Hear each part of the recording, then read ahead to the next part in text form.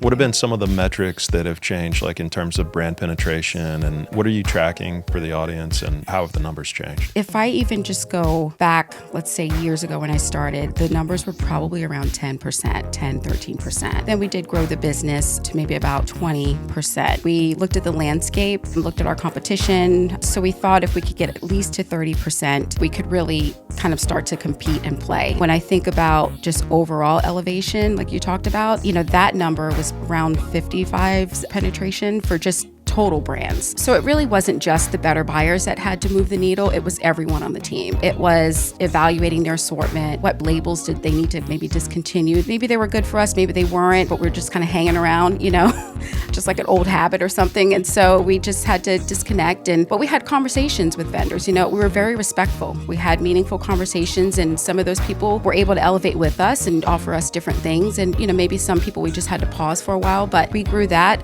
That was up to about 70%. It was probably only 50% the previous year. So it was really a team effort. It was everyone. It was all the merchants. It was planning. We really had to look at price points and where we wanted to be. You just have to kind of police yourself and say, I know that this is my goal and we can't accept anything. And we just set a new standard for ourselves. And that was really our success in that 6 months. When everyone kind of got behind it and understood how to do it, it was just an amazing and beautiful thing to see. Yeah, for sure. No, it's tremendous improvement over just a very short period of time. You mentioned 50 to 70% in totality, and that is a monumental, massive change in a year. Don't stop.